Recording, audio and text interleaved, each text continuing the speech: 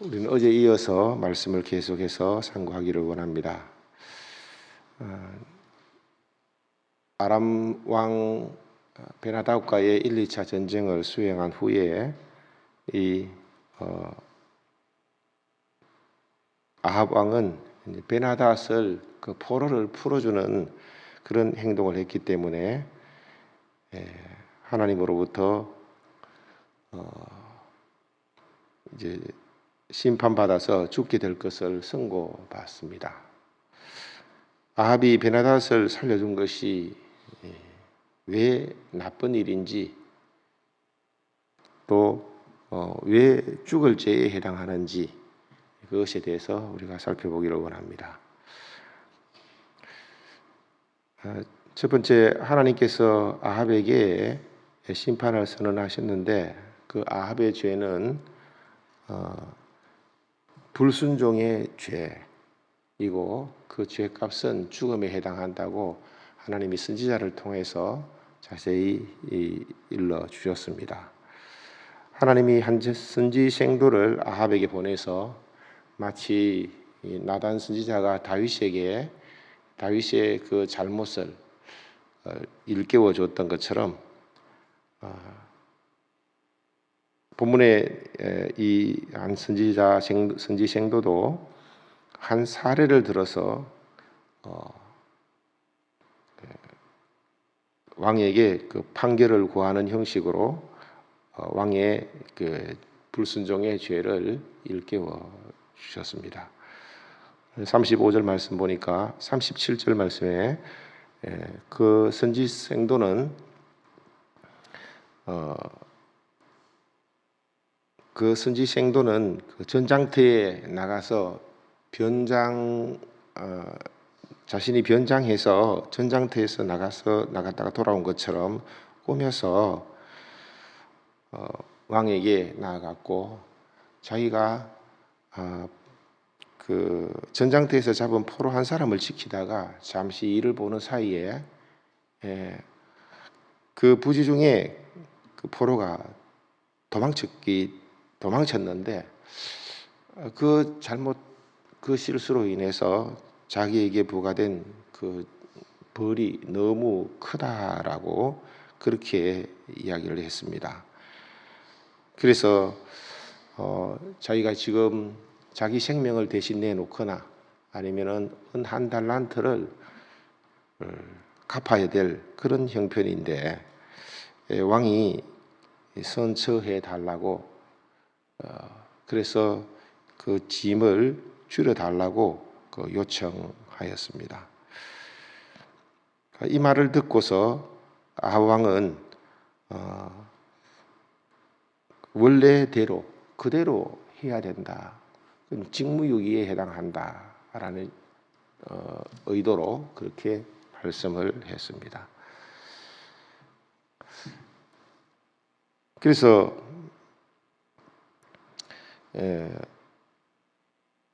이제 아합 왕은 그 선지자 생도가 말하는 그 비유가 자신에게 해당하는지도 모르고 그 사실도 모른 채 자기 입으로 말한 그대로 자기가 판결한 그대로 아합이 자기 죄를 시인하게 되는 그런 꼴이 되어버린 것입니다. 그런데 이미 이런 직무유기가 곧 불순종이고 불순종이 곧 하나님께 불순종한 그 죄값이 죽음이다라고 하나님은 이 선지자 생도의 그 퍼포먼스, 그 한 선지자적 행동을 통하여서 먼저 보여주었습니다. 선지자를 보내기 전에 선지자에게 하나님은 먼저 그것을 일러주셨습니다. 그러니까 자기 그 하나님의 직무를 수행하기 위해서 자기 몸이 상할 정도로 상해를 입히면서까지 직무를 수행하는 것이 아합 왕과 굉장히 대조적인데 이 아합 왕에게 나서기 전에 선지자 생도는 자신의 얼굴을 치고 거기에 불순종하는 자기 동료 친구 선지 생도는 죽고 또 거기에 순종하면서 자기를 상하도록 때린 그 사람은 오히려 아무런 그것은 무사하였습니다. 이것을 통하여서 불순종한 것이 그 죄의 값으로 죽는 죽음의 모습을 먼저 보여주었고, 또 순종하였을 때 그대로 산 모습을 보여주면서 이미 선지자 생도가 이것을 알고 그 상황에 적절하게 대처할 수 있도록 이렇게 하나님은 조치하신 것입니다. 아합 왕의 죄는 이 두 선지자 생도의 행동을 통하여서 명백히 불순종의 죄에 해당하고 그 죄값이 죽음이라고 하나님은 말씀하고 있는 것입니다. 하나님은 여러 차례 직간접적으로 아합 왕과 이스라엘 백성에게 은혜를 베풀고 회개할 기회를 주셨습니다. 그러나 아합은 그 기회에 자기 허물을 깨닫지 못하고 회개하지 못하여서 아브라함의 하나님, 이삭의 하나님, 야곱의 하나님, 그 여호와 신앙, 엘리야가 섬겼던, 엘리야가 돌이키려 했던 그 여호와 신앙으로 돌이키지 못했습니다. 시편 19편 12절과 13절에 보면 자기 허물을 능히 깨달을 자 누구리요, 나를 숨은 허물에서 벗어나게 하소서라고 했습니다. 아합 왕은 끊임없이 자기가 그 하나님 나라 공동체 가운데 있고 그 속에서 책임자 왕으로 있었지만 그 하나님에게 하나님께서 부여한 그 직무를 온전히 수행하지 못했고, 그것은 곧 불순종에 해당한다고, 그것은 온 이스라엘로 범죄케 한 그 죄에 해당한다고 하나님 말씀하시면서 다시금 재차 이 선지자를 통해서 말씀하신 것입니다. 다윗의 고백처럼 시편에서 주의 종에게 고의로 죄를 짓지 말게 하사 그 죄가 나를 주장하지 못하게 하소서. 그리하면 내가 정직하여 큰 죄가에서 벗어나겠나이다 라고 고백했던 것처럼 우리도 우리의 그 숨은 죄가, 우리가 알지 못하고 깨닫지 못하고 하는 그것이 무엇인지 알게 되기를 원합니다. 하나님이 그런 은혜를 주시기도 하더라고요. 그런 은혜가 여러분에게 넘치시기를 바랍니다. 아합에게 심판을 선언하셨는데 그 두 번째 그 아합의 큰 죄는 바로 그 결국 메시아 신앙, 복음을 믿지 않은 것이 그 죄이고, 곧 그래서 하나님이 언약을 주신 이 언약을 믿지 않았으니까 믿지 않음의 결과대로 죽음에 해당하는 그 벌을, 그 형벌을 주신 것입니다. 하나님이 선지자를 통해서 선포하신 하나님 말씀에 대한 불순종의 그 내용은 불순종했다고 하는데 하나님 말씀도 참 많잖아요. 그 모든 것들은 전부 복음을 드러내기 위한 것인데 그것을 드러내지 못하고 자기 임의로 하나님 말씀을 인용하고 차용하고 잘못하고 하나님의 은혜를, 하나님의 하나님 되심을 드러내지 못했습니다. 그래서 그 불순종의 내용은 본문 42절에 하나님께서 명백하게 말씀하고 있습니다. 그가 왕께 이르되 여호와의 말씀이 내가 멸하기로 작정한 사람을 내 손으로 놓아선저. 하나님이 멸하기로 작정한 사람을 놓아주었기 때문이다 라고. 여기 멸하다라는 단어가 여러분 잘 아는 대로 헤렘이라는 단어로 설정되어 있습니다. 그러니까 구약의 그 전쟁 중에 원수를 진멸할 때 쓰는 그런 표현입니다. 하나님이 아합을 보내서 하나님이 직접 전쟁을 수행해서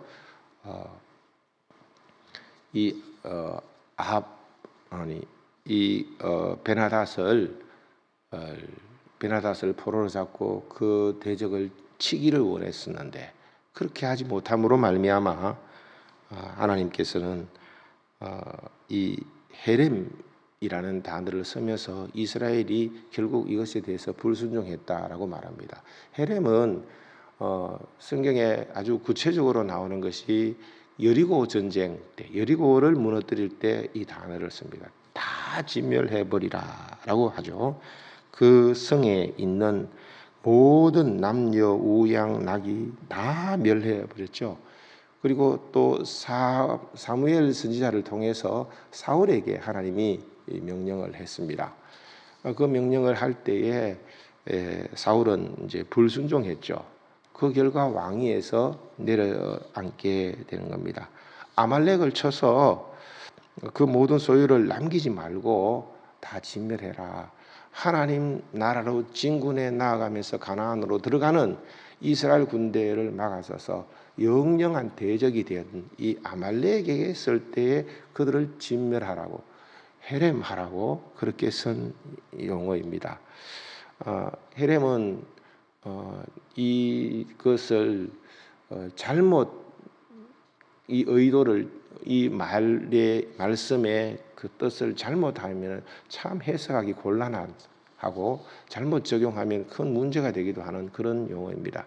그러나 성경 전체적으로 공통적으로 볼 때에 이 헤렘이라는 단어는 여호와의 전쟁을 수행할 때, 하나님이 직접 수행할 때 하는 그런 전쟁에, 그리고 하나님이 세상을 공의로 심판하시고 의로운 자를 구원하시는 하나님의 주권적인 섭리와 관계에서 쓰여지는 그런 표현들입니다.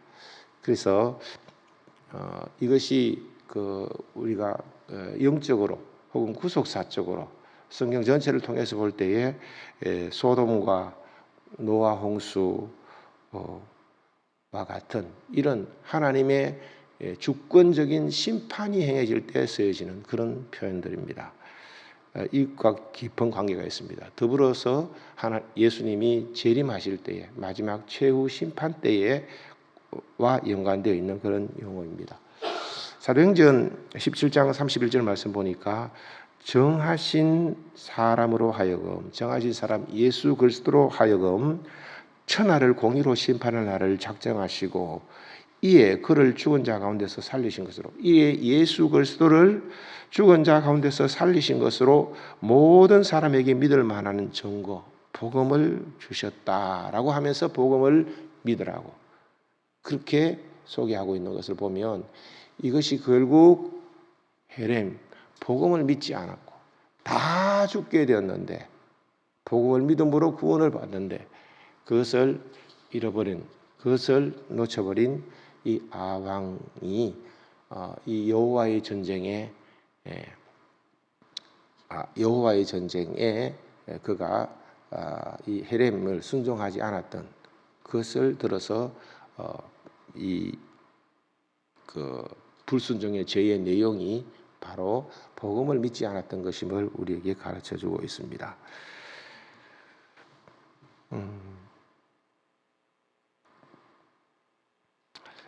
이런 맥락에서 봤을 때에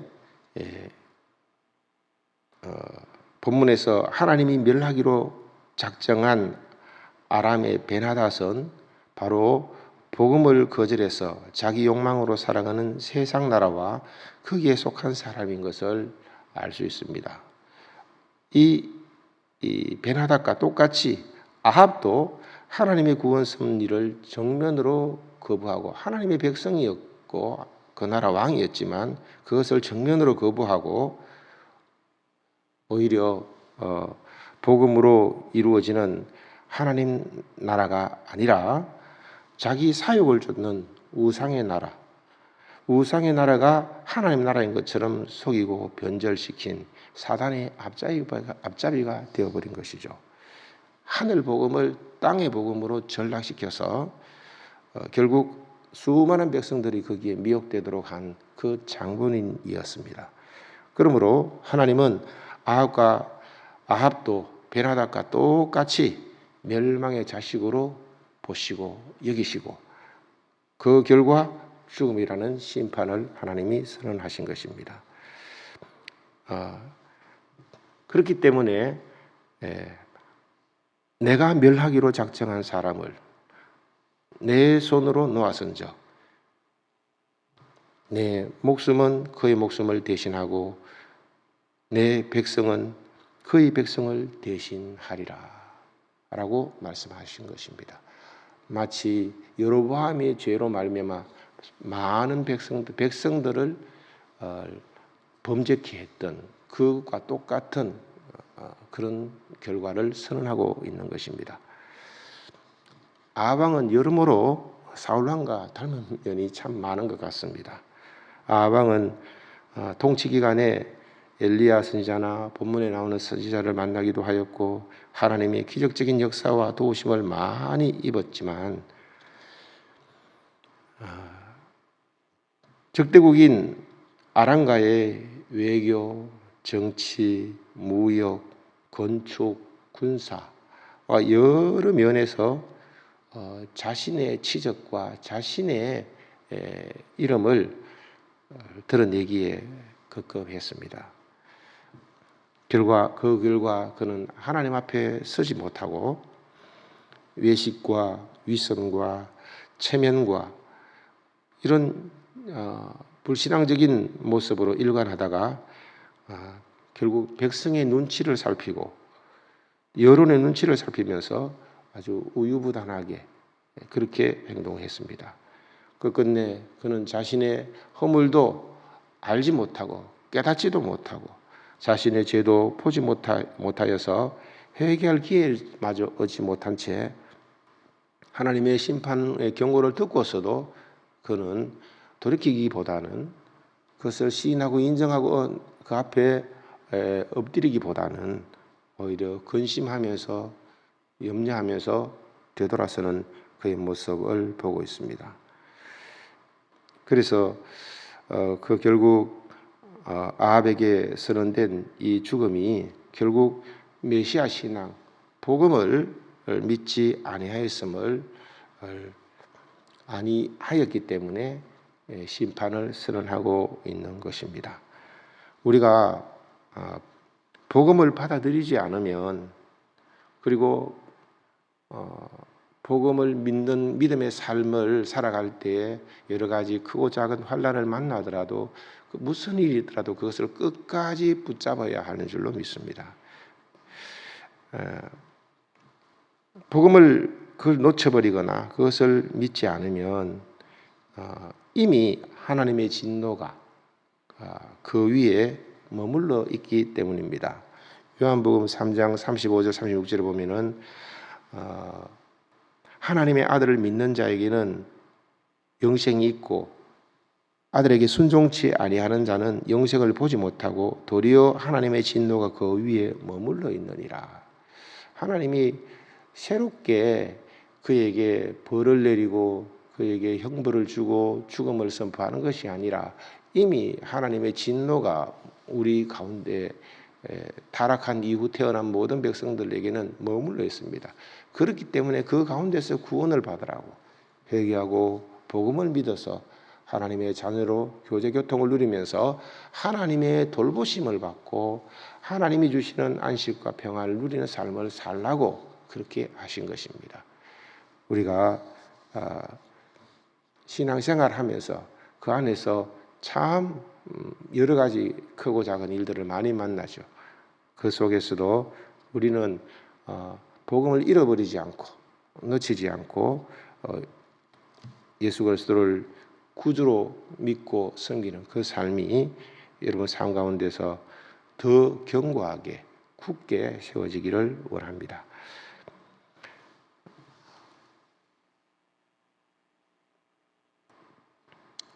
고린도후서 6장 2절 말씀 보니까 우리가 하나님과 함께 일하는 자로서 너희를 구원하노니 하나님의 은혜를 헛되이 받지 말라. 이르시되 내가 은혜 베풀 때에 너희에게 듣고 구원의 날에 너를 도왔다 하였으니 보라 지금은 은혜 받을 만한 때요 보라 지금은 구원의 날이로다 했습니다. 말씀을 맺겠습니다. 아합은 여러모로 그가 살아가는 통치기간 그 여정 가운데서 하나님의 은혜를 맛보기도 하였지만 그 속에서 믿음을 화합하지는 못하였고 그 은혜를 헛되이 받아서 호련히 그의 삶 가운데 하나님 심판의 날이 임했던 것을 볼 수 있습니다. 우리는 오늘이라 하는 그 하루 동안에 하나님의 은혜를 받고 또 자기 허물을 보고 자기의 죄를 발견하고 회개할 기회를 얻어서 복음을 굳게 붙잡고 살아가는 복된 하루가 되어지기를 원합니다. 주님 가르치신 기도로 마치겠습니다. 하늘에 계신 우리 아버지여, 이름이 거룩히 여김을 받으시오며 나라가 임하시오며 뜻이 하늘에서 이루어진 것 같이 땅에서 이루어지이다. 오늘 우리에게 일용할 양식을 주시옵고 우리가 우리에게 죄 지은 자를 사하여 준 것 같이 우리 죄를 사하여 주시옵고 우리를 시험에 들게 하지 마시옵고 악에서 구하시옵소서. 나라와 권세와 영광이 아버지께 영원히 있사옵나이다. 아멘.